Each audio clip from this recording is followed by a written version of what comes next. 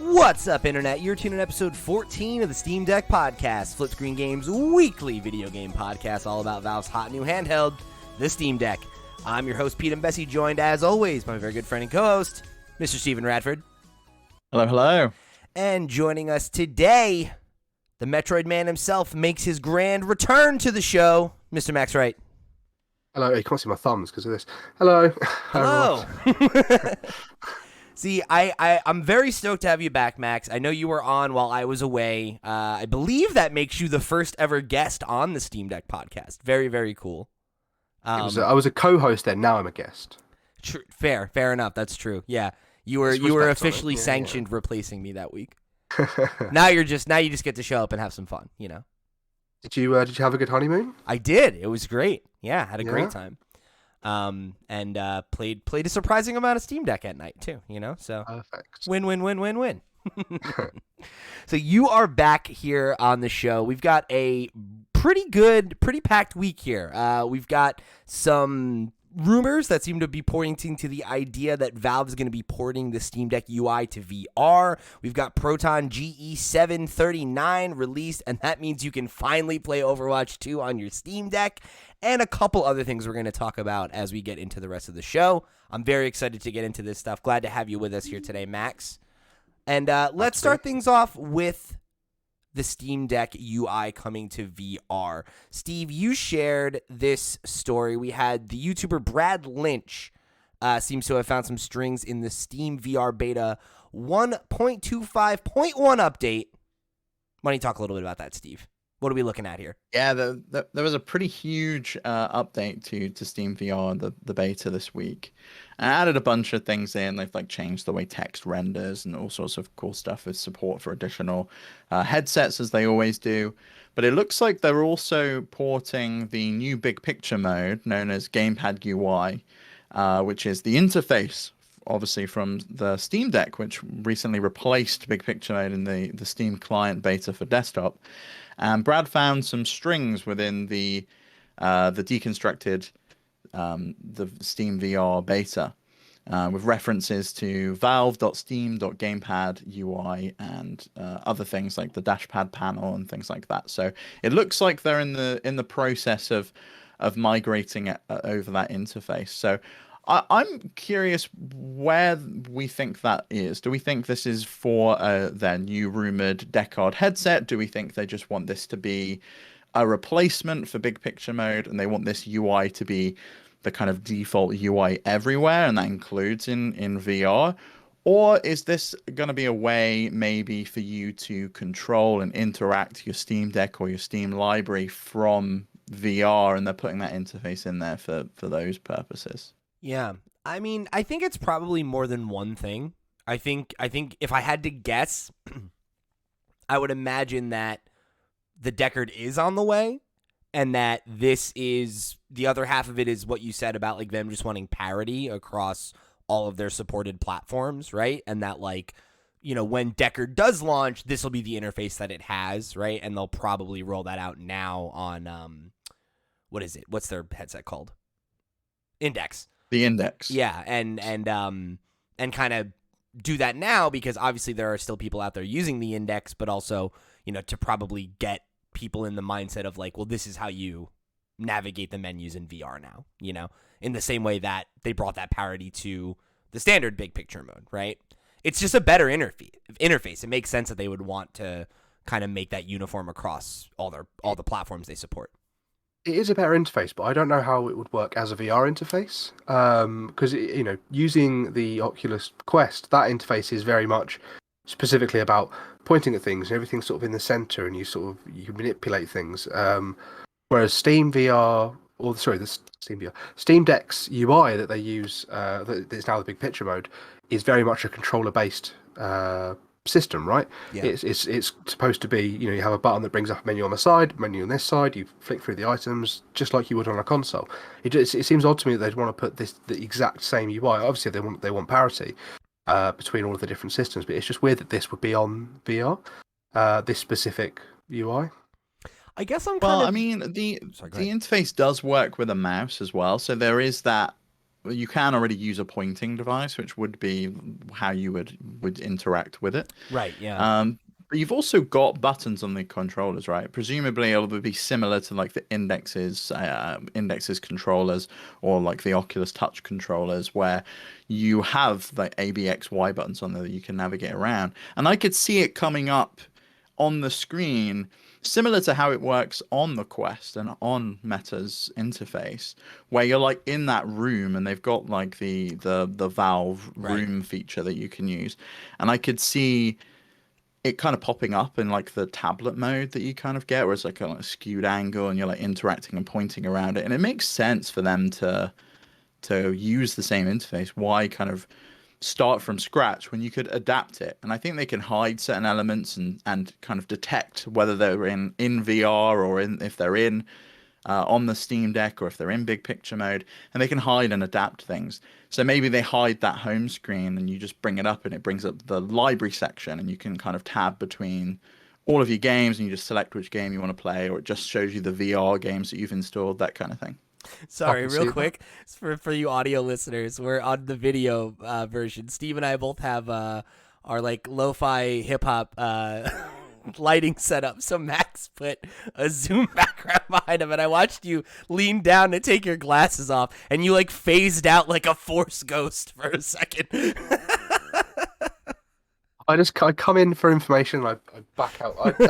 Can't even back out properly. Yeah, I guess. Sorry, to jump into what Steve was saying. I could see it if you're looking at it on like a screen, and you're right, they could modify it somewhat. I mean, I don't even know what the Index UI is like. I've never used an Index or seen an Index in action. I've only ever seen the PSVR or the Quest. So yeah, I mean, it could be that they just use that as a building block and go from there, and that would work because, as we said last week, we both love the Steam UI. We both, or Gamepad UI. We're both really glad it came to PC, and that it's sort of even in the last week or however long it's been, it has evolved somewhat, and have been updates, and it now works pretty much as it's supposed to, and has replaced big picture mode, whereas it's a bit buggy for me at the beginning. But yeah. So Steam VR's UI is quite similar to the Quest. It's a little bit more rudimental, I would say, where you have that kind of it's like a plank at the bottom, I guess you would describe, like the dock, and then the screen sort of comes up above it. And so there's quick actions along the bar on the bottom, and I could see like the quick action menu that you have by pressing the dot dot dot. Some of those things could potentially go down there, so you could quickly access the Wi-Fi and the battery and that kind of thing. And then the pop-up screen displays your library in like multiple rows. They're like posters I that you can realise I flip have through. used Steam VR. You're right. Index would use Steam VR, wouldn't it? I didn't think of that. Yes. No, I have used So, Steam VR on virtual desktop. Yeah. so that could I could easily see the new big picture mode or Steam UI, Steam Deck's UI coming over a Gamepad UI. But I do think this probably does tie into all of the rumors about Decod, which is if you don't know, their standalone headset that's been rumored since last year. Brad Lynch was the one that originally found the information and the drivers about it in Steam VR beta last year, and they've had patents released about it. And it's rumored to be their all-in-one unit, their competitor to Meta's Quest, and basically detaching Steam VR from its reliance on a desktop computer. And there is a rumor that it may tie into the Steam Deck and utilize the Steam Deck in some way. I'm curious, does that interest either of you? I know Pete's not a massive VR person, but do you think you maybe would pick it up, Max? Yeah. I mean, so I took a Quest a few months ago now, just before it went up in price in September. And I've really enjoyed what I've played with it. I'm sort of limited on space where I am right now, so I'm waiting to sort of move to a bigger space to use more of it. I just wanted to get it before it was more expensive, and I've loved what I've played. More the multiplayer side of thing than the single player side of stuff.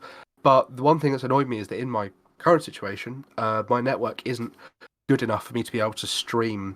I can't stream my PlayStation to my Steam Deck. I can't sort of really do the Steam streaming very much well.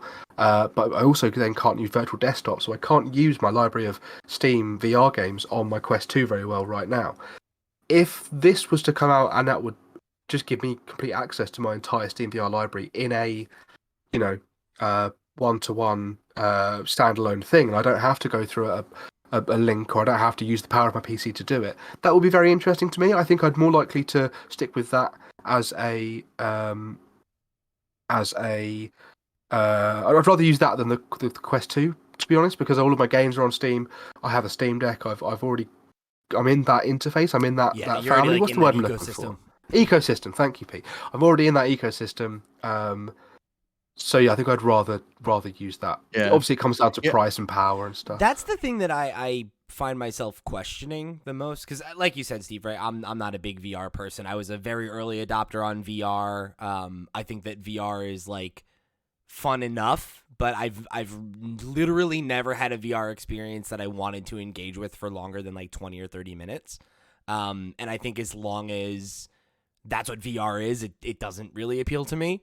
That said, I think, the idea of like wireless headsets, I think, is definitely the future of VR, but I do question how powerful can you make a wireless headset, and if it's not powerful enough, like if it is just existing to kind of compete with what Meta's doing, that doesn't, I don't know if that's appealing, because I as like an outsider, right? Like on VR, I think of the Quest as being like kind of the good point of entry. It's cheap, it's accessible, it's wireless. It's not the most powerful machine, but if you just want to get in and play like the most popular VR games that everybody's talking about, like Beat Saber and those kinds of games, then like it's a perfect solution for that. But like, is that what the Steam audience wants? I don't think so, right? Like if you're deeply entrenched in the Steam ecosystem, it's probably because you're a PC gamer that wants the highest fidelity possible and wants, the most souped up version of whatever rig you're playing on. So like, does that appeal to them? And if it doesn't appeal to those people, I think it does. Why? Because I think the Decod can work as both, right? It's the companion thing again. Like the Steam Deck is the companion to your big PC. You play on the big PC, and then when you go away, you take the Steam Deck with you. Where you play on your big PC, and you can plug your Decod into it, and you can use it like a Valve Index, because presumably this would replace the Valve Index, and you can utilize it and that's see. What you're thinking, is it'll be Yeah, kind of a hybrid and see. That's Exactly, how the Quest 2 works. Yeah, that's exactly how the Quest 2 works. Oh, So, okay, I didn't realize that. Okay. You can utilize like Half-Life Alyx and play that in like full fidelity. Fair play. And then when you want to go and sit in your living room and you want to do social VR, you can do that completely wire free and just like hang out in VR chat or play Beat Saber in your living room, and you've got access to that whole Steam VR library. All of those PC VR titles that haven't been ported over to the Quest. That makes sense to me then. If you can use it as the premium thing, but also unplug it and take advantage, that seems like what you ultimately want, right? Like, yeah, the Quest does it in the opposite way, where it's supposed to be a completely wireless solution, but you have the option of. There are some janky ways to do it, but you can just sort of buy a virtual desktop, log into your PC, and then log into Steam VR and use it like that. Whereas I feel like if Steam went the other way and they did it where it's supposed to be a plug-in headset that could be taken away, and like you say, like a companion product, that would work really well. The thing is that the Quest 2 already does that. They would have to sort of do something price-wise, or I don't think they do, because you've got the reliance on Meta, you've got the lack of some games that are there, because I think a lot of people don't like the fact that you need a Meta account in order to use a Quest, and it really puts them off. I mean, I ended up having to create a Facebook account when I initially got my Quest because I didn't have one. I have like one friend on there, which is the person that gave me a referral code for my Quest 2, and that's it. I don't use Facebook, but I needed it in order to log in. The fact that I maybe already have a library of games that I can utilize, plus the fact that if this works with, say, Steam, and it's essentially like a Steam Deck on your face, and it's that level of power, which I think it probably would be. I think it's probably going to be an x86 architecture rather than ARM. We'll probably see an AMD APU in there. You can play your like Steam games, or even if it's like just Steam Link, you can stream them and see them in like a big screen. And like also you can just sit there and be immersive. There's like the idea of it being an open platform, I think, is something that will appeal to the people that are not casual, right? And like swap into desktop mode, right, living the dream. Yeah, and I think that's also not a not insignificant factor. And then let alone the idea that like if it could connect to your Steam Deck in some way and like you can like maybe like when you are on the go play like this is probably an oversimplification, but imagine that there are kind of like 3 tiers of experience, right? And it's like low effort, low power games can run unwired. If you're connected to your Steam Deck, you can hit the middle tier. If you're connected to a high-end gaming rig, you can hit the high-end tier. Do you know, I really hope that's what they do, and you can utilize the computing power of both, because you'll have essentially 2 chips that you can tap into, right? Yeah. Why not offload some stuff to the Steam Deck's APU and just use that as like a graphical processor and use the built-in deck card chip as like a CPU? You've got the best of both worlds. You've got all 4 cores that you can utilize in one of those APUs just for compute power, which would be amazing if it's possible. And USB-C SLI to chips like that, like is it like when you have two graphics cards in your computers, you need to have the specific cable, right? Can you do that over USB-C? Do they talk to each other in that way? You can. You need to be able to support an eGPU, which unfortunately the APUs in I think it's the Zen 1 architecture that the Steam Deck uses, don't support eGPUs. Some of the newer chips, like the one in the Iron Neo 2, I think it's the AMD 6800U, supports eGPUs through USB-C.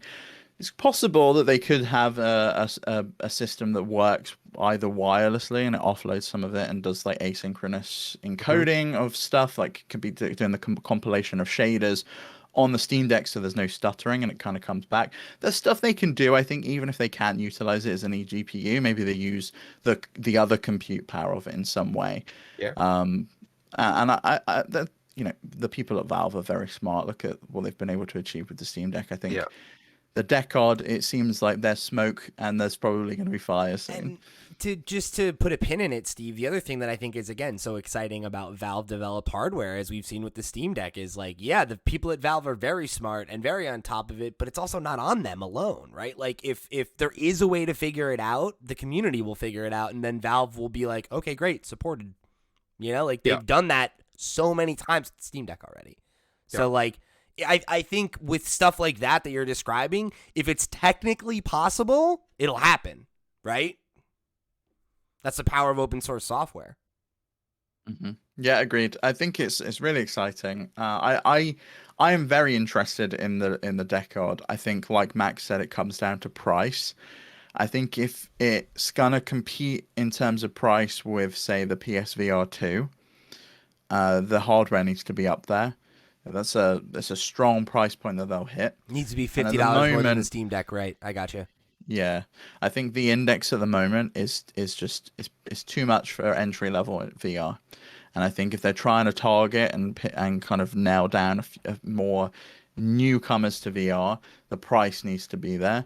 But they've proven willing to be making a loss, I think, on their products. Look at the price point of the low end Steam Deck. Like, there's no way they're making a profit on that. I wonder if they feel as bullish about a VR product though, because it's inherently more niche, right? Like, I think they want to own the market. They want to own PC VR, and I think to do that they need to crush Meta's efforts. Yeah. And Meta had flooded the market with really cheap headsets. $299 for a Quest 2 was a steal, and it turns out they were making a huge loss on every single one made. Yeah. Big shock.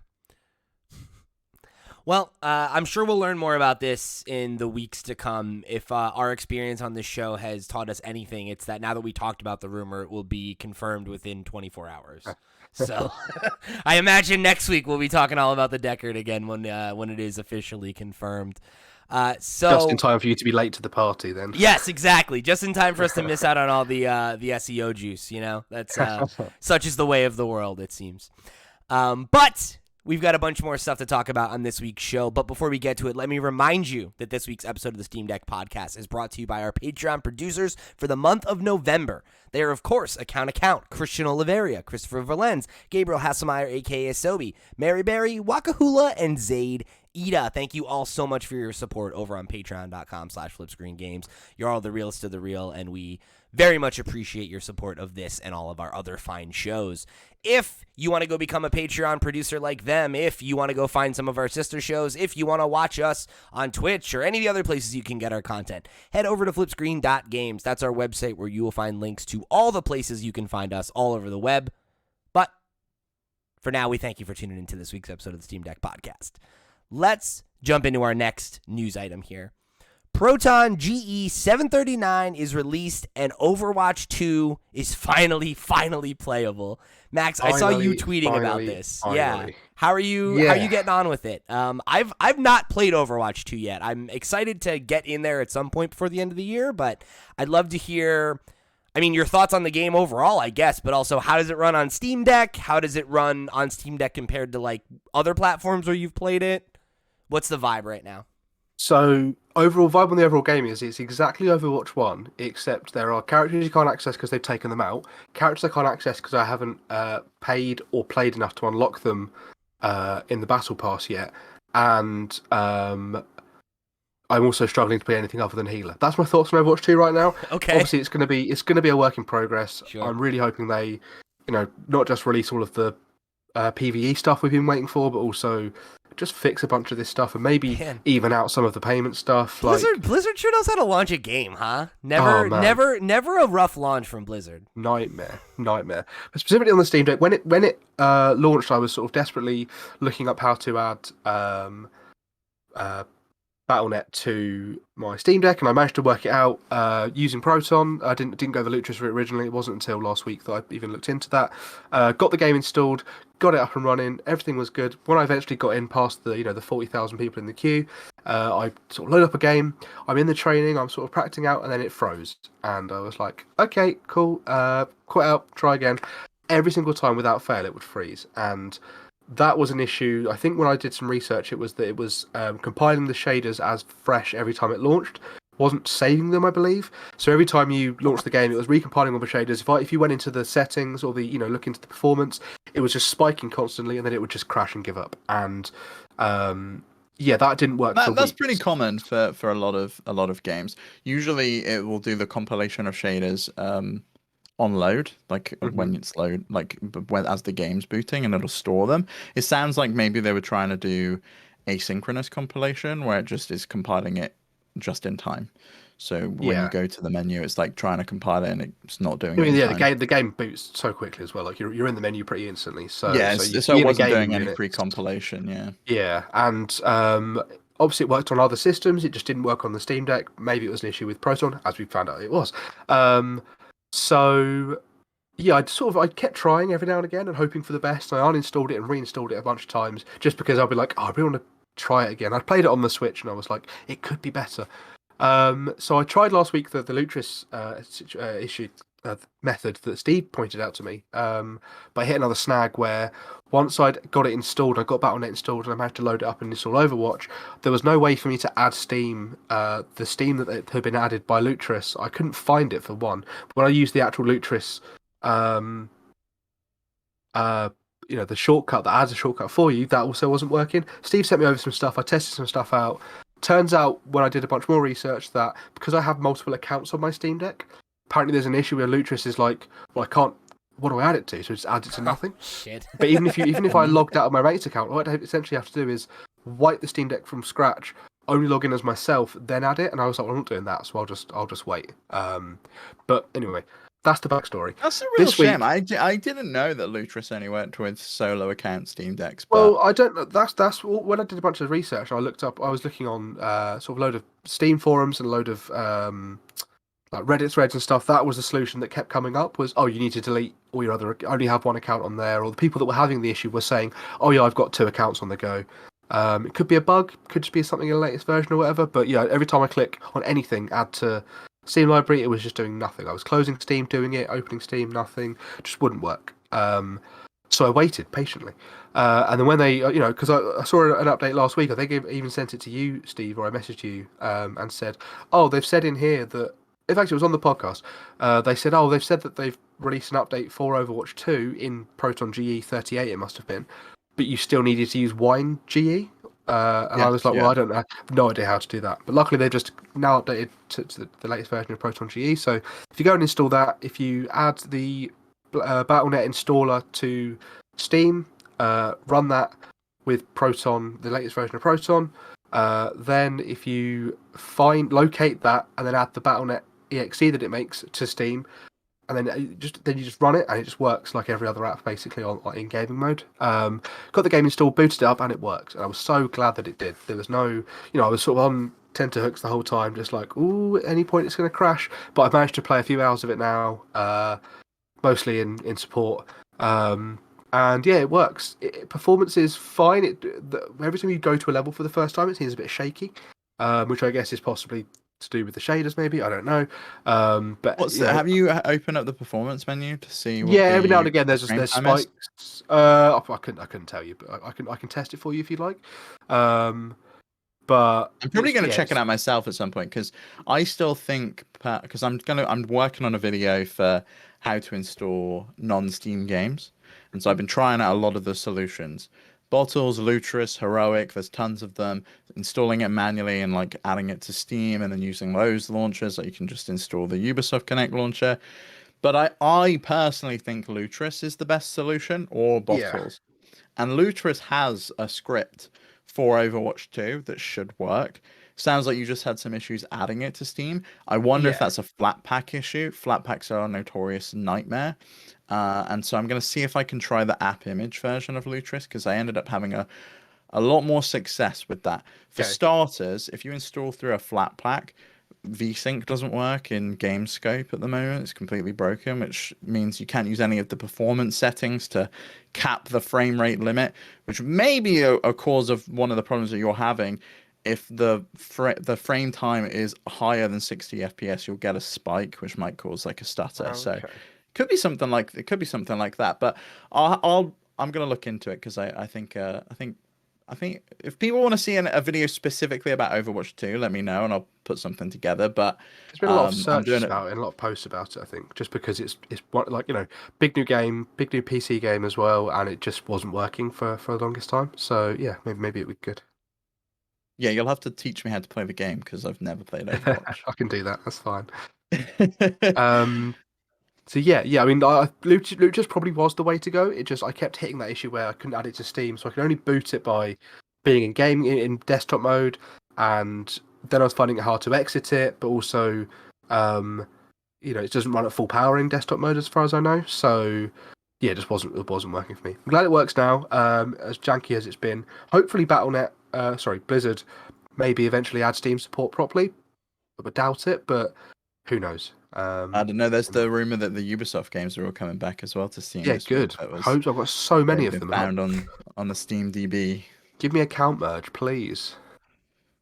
Yeah, I agree with you. It's like, I hate having all of these launchers. I kind of do want it in one place at this point. As much as I like the diversity that it brings to the marketplace, to not have one company controlling everything. Yeah. For the ease of use, I really want fucking bootlickers. You're in Big Steam's pocket. We want a monopoly. I was a big, massive, I don't care about how many launchers I need. It's just the same. You click on it, you open it. Epic, I didn't get why everyone was so upset by Epic. As soon as I got the Steam Deck, I was like, oh, damn, I really should have. I know. Why did I buy that there? I'll admit, I have the same attitude, just because I'm like, I don't want to go manually update my games. Like, that's a pain in the balls. If I was like a proper PC gamer, I don't think I would care as much. But I'm on the Steam Deck. I got to play my games on Steam. It's just no two ways about it. Yeah. How did you install Proton GE, by the way? Was it through Proton Up QT? Yes, it was. Yeah. Okay. Is there an easier way, or is that? No, that is the easiest way. But I know a lot of people that are listening probably don't know about it. There's different flavors of Proton, and if you can't play Overwatch 2 currently with the version of Proton that Valve ships with Steam, you need to go and download Proton GE, and to do that, download an app called Proton Up QT from the Discover Store. I'll put a link in the description to the project page so people can find it. Yeah, it's very simple. They literally just, if you're on Proton DB as well, and you see someone's had success with a very specific version of Proton GE, you can just go back through the list and install that specific version. I know that it probably will still be included in the latest version, but if you just want to be safe and specifically use that version, you can go back and sort of backdate and install the old ones, which has been handy for me playing sort of a couple of dodgier, older games that are a bit more temperamental than Overwatch. So All right. So, our last major piece of news we want to chew on this week is that the Steam client beta has a new big picture mode auto launch setting. So to pull a little bit of a quote here that Steve got for us, added command line argument, new big picture, which will cause the Steam client to use the new big picture mode while starting in desktop mode. This is separate from the gamepad UI, which will cause the Steam client to start in the new big picture mode. Steve, So explain this to me. So at the moment, you have to create a separate shortcut. You have to put the gamepad UI in. What this does is when you boot into Windows, it will launch Steam and it will boot straight into big picture mode. So it will basically turn your Windows computer into like a Steam Deck if you want it to. Or your Steam OS computer if you want to, like whatever flavor of limit. Clarify that for me real quick. So when you say that, is that you mean as soon as you open Steam, it'll do that? Or you can make it where it'll default as you turn on your computer? You can make it so it'll default as you turn on your computer. It's a command line argument. Wow. So by default, it boots up and it'll auto launch Steam. You can make it so it will auto launch Steam into big picture mode. So you'll see your desktop for a little while, and then when Steam boots up, rather than it going down into the taskbar like it usually does, you can have it boot up in full force. So you can basically like properly turn your PC into a console. Yeah. This is what we said last week, isn't it? Yeah, it's It exactly is, what we yeah. were talking about. And it's like, man, does that lend credence to the idea that that's something that they're thinking about again? I wonder. I actually think this is probably more caters for Windows on Steam Deck, because we saw also the release of some new drivers for Windows for Steam Deck specifically this week for the AMD APU. And I think that in conjunction with the new command line argument, the dash new big picture argument, basically turns your Steam Deck into like a Windows Steam Deck, where if you want to run Windows, if that's your preference, or if you are playing some games that only work on Windows, like say Modern Warfare 2, because I know they've been banning a bunch of people for even trying to run it through Wine. It seems to be even like running that game with like RGB lighting can get you banned. It's got a pretty overzealous anti-cheat system by the sounds of it.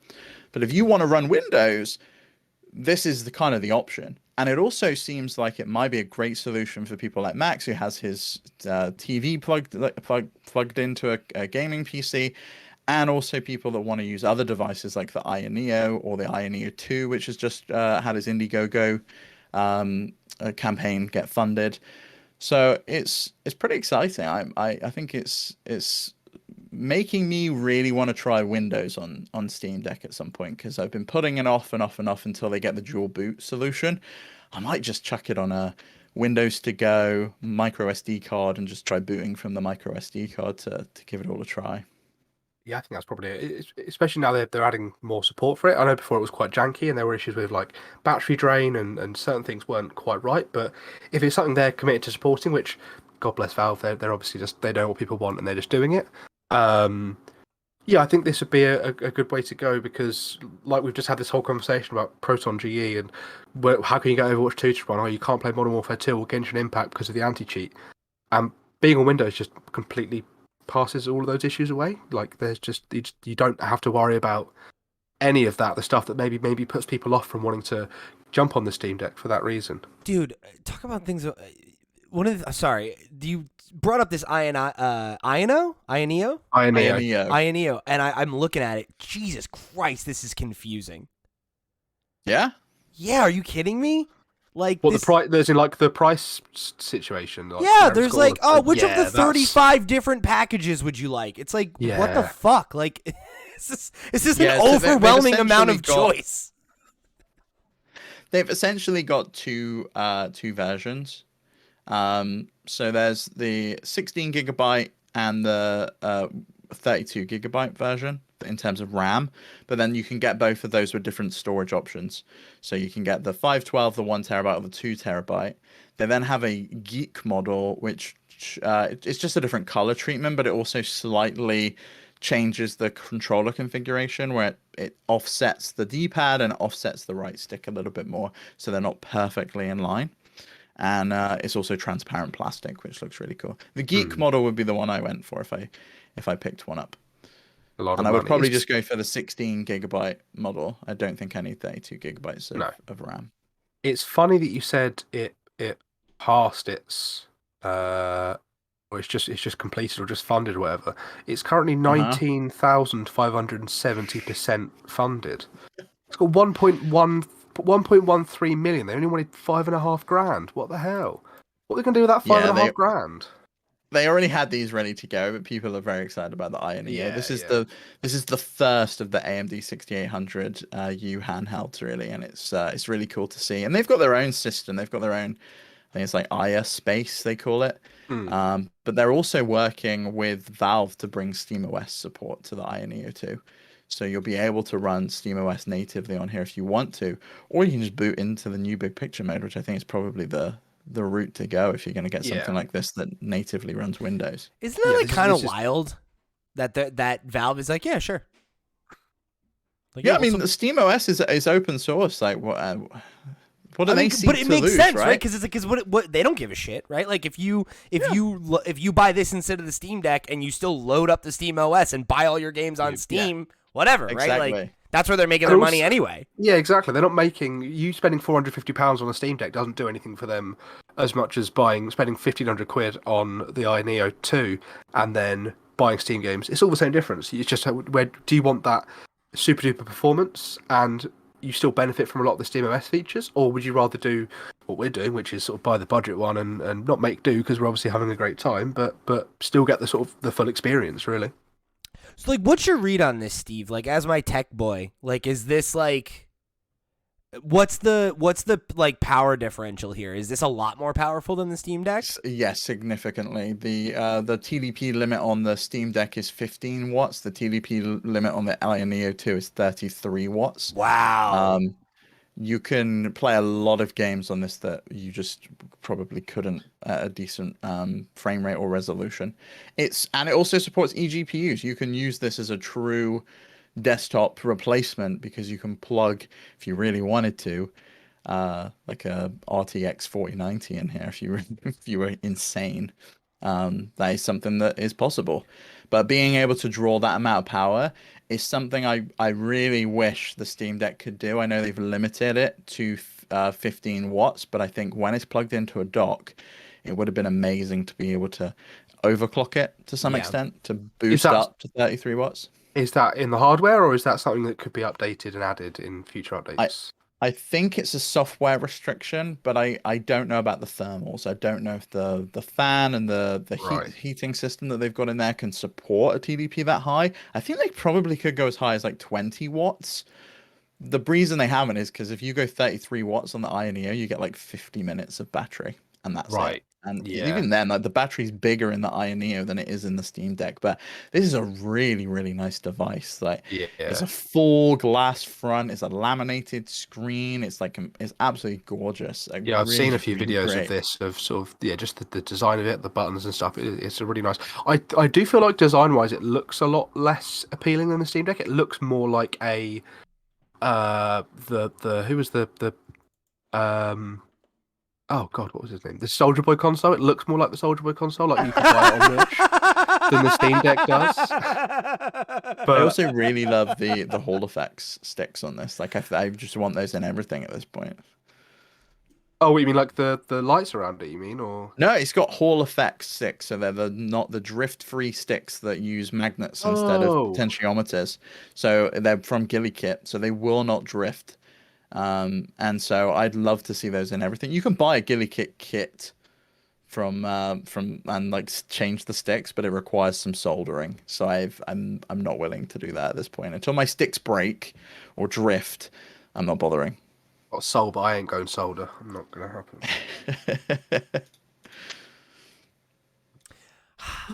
I gotta say, I hate seeing stuff like this because I'm like, well, I mean, it's only like a month's rent, you know. Like, the price differential on this is what I think will put a lot of people off, and is where Valve has cornered the market. One, they've got an all-in-one solution, right? With the fact that it's the Steam Deck from the people that make Steam, but Also, if you want the kind of top of the line version of this, when it goes to retail, it's $1,549.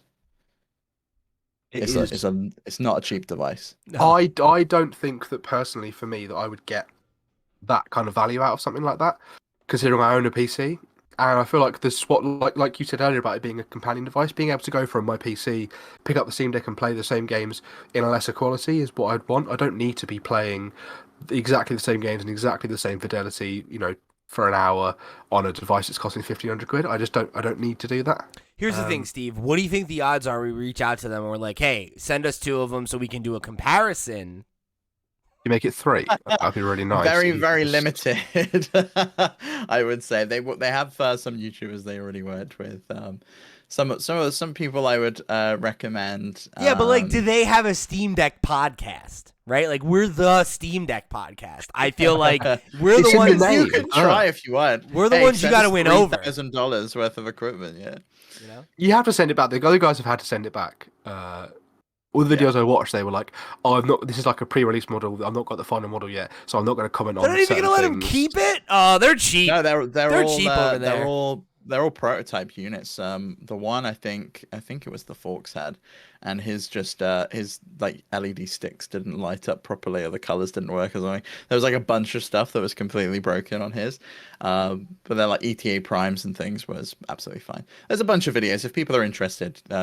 Taki Udon, Russ at Retro Game Core. No. If people are interested, you send them an email and say that they gotta send one to flipscreen.games. Do a all right? grassroots campaign. Get all of the subscribers and listeners to send an email to INEO and say, guess who I think should have an INEO too. That's what we And they need. We mention- need to mobilize and then the you mention community. me. You guys mention me. Don't mention these 2 losers. You mention me. 'Cause I'm Wow, gonna send it Max, back. I was ready to advocate for you. Now we're losers. Now we're losers, and you're trying to step on my shoulders to get yourself an INA. Share. I would share. Isn't this like an exciting glimpse into the future though of what is going to be possible on like the Steam Deck 2? The Yeah. fact that a chip like the Ryzen 6800U exists already and they're able to eke out 33 watts of TDP from this thing, and you can play like games at 60 FPS that you wouldn't even dream of trying on other devices. It's exciting to me that if Valve continues this line, which they'd be silly not to, considering how successful the Steam Deck's been, that it's only going to get better from here on out, and that just makes me super excited for the future of like handheld computing.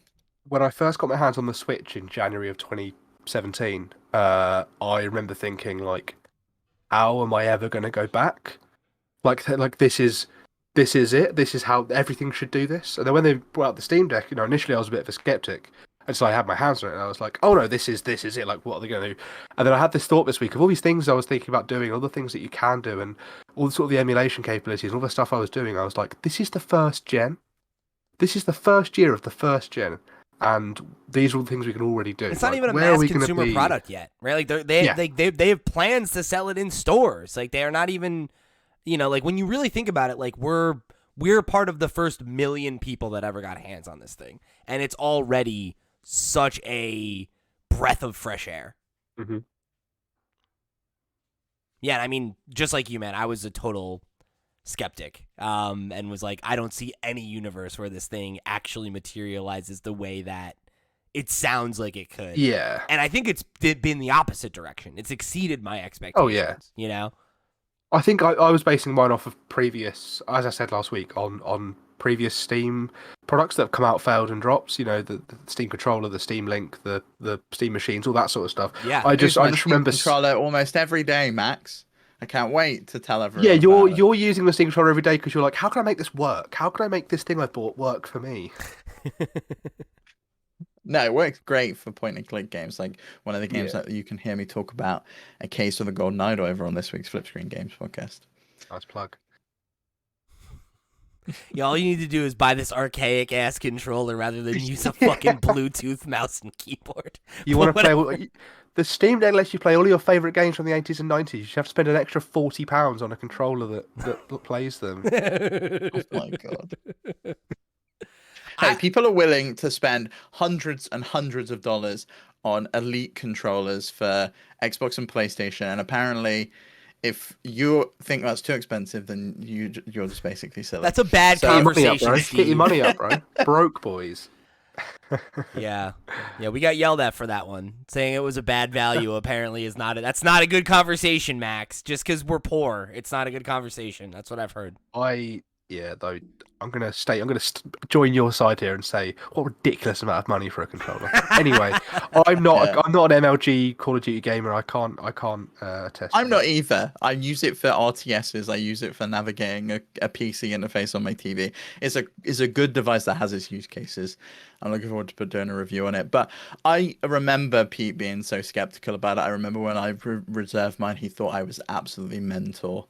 And was just like, what are you doing? Like, why? Why do you even want that thing? And I was just like, I think it's really cool. I think it's an awesome looking device. It's so, like, I think it's the thing I've been the most wrong about, like, in my history podcasting of, like, just... because there was a Nintendo Direct you said was S tier a couple of weeks ago. I stand by! That was a good Direct, and you guys are all spoiled brats, okay? But I was wrong about the Steam Deck. I thought it was going to be a passing, curiosity, not something that became one of the primary places I play my games.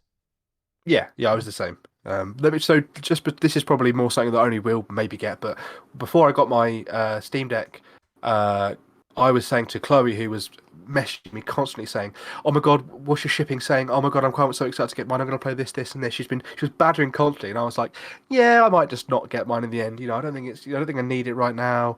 This, that, and the other." I had all these excuses. So when I finally got my pre-order, I was like, "All right, fine, I'll do it." She was just on me constantly, like, "When is it coming? When is it coming?" Then mine arrived, then hers arrived. She was like, "Oh my god, it's here, it's here." And she messaged me yesterday to say, "I plugged it in for the first time in a month yesterday, and I might play it again soon." And I was like, "You literally were non-stop every day messaging me about this device. What the hell? You've not plugged it in for a month." So That's it's so publicly funny. calling her out. I don't know if she listens, but there we go. I had, like, the opposite experience where, like, I went from not wanting one. Steve gets his, and I was like, I need to get one right away. Yeah. And I jumped the whole line, and I had multiple friends who had been waiting who were just like, "You fucking son of a bitch. Like, what do you mean you cut the line?" How did you cut the line? One of Mango from the community had a pre-order from day one, and listened to the show where I was like, "Yo, I want one. If anybody's got a pre-order, like, and you want to hook your boy up, like, let me know." And he hit me up like 2 days later and was like, "Hey, I just got my email. I don't have the money for it right now. You want it?" And I was like, "Yup, let's do it." Bold of you to launch a Steam Deck podcast without a pre-order, man. Bold. Oh no, we launched it right afterwards. I had my Steam Deck see. once. Okay, once I got it was within like 3 days of having it. I was like, we got to do a Steam Deck podcast. This is crazy. We did like one episode on Flip Screen, and it was like blew up, and we're like, there we go. Bam, people are hungry for Steam Deck content, and if this is the only thing we talk about on this podcast anymore, then we might as well just make it a Steam Deck show. Yeah. It all worked out. Here we are, 14 episodes Here we later. are. All right, so any closing thoughts on this one?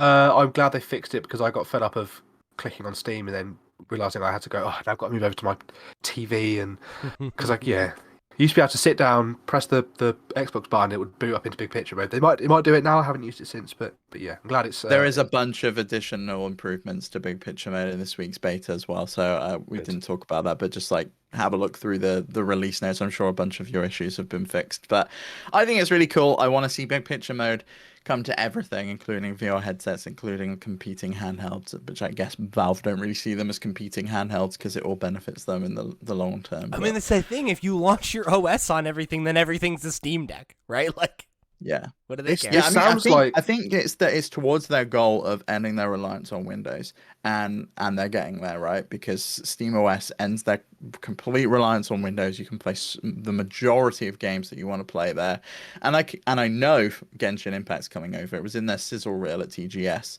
On the Steam Deck booth. So Genshin Impact's coming at some point. You can already play it. I've been playing it on Steam Deck, and I've still not been banned. Ban this man.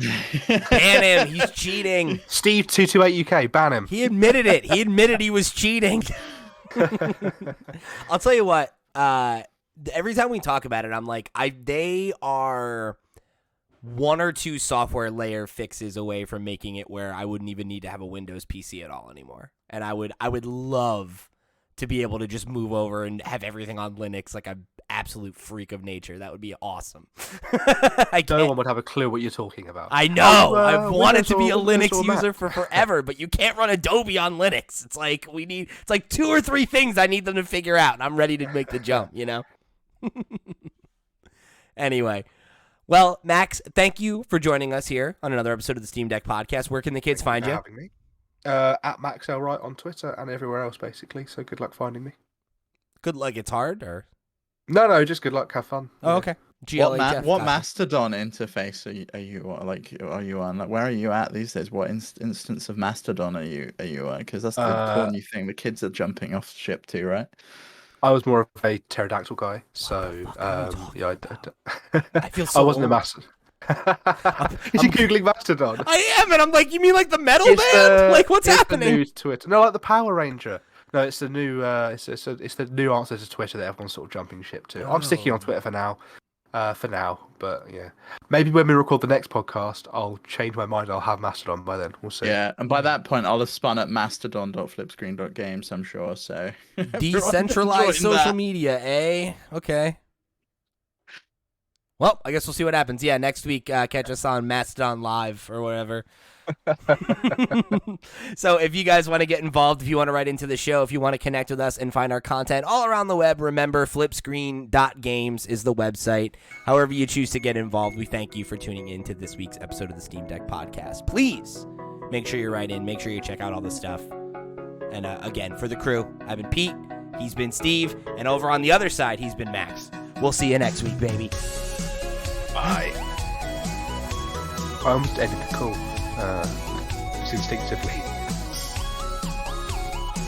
Oh no, I've needed to blow my nose for ages. So actually, I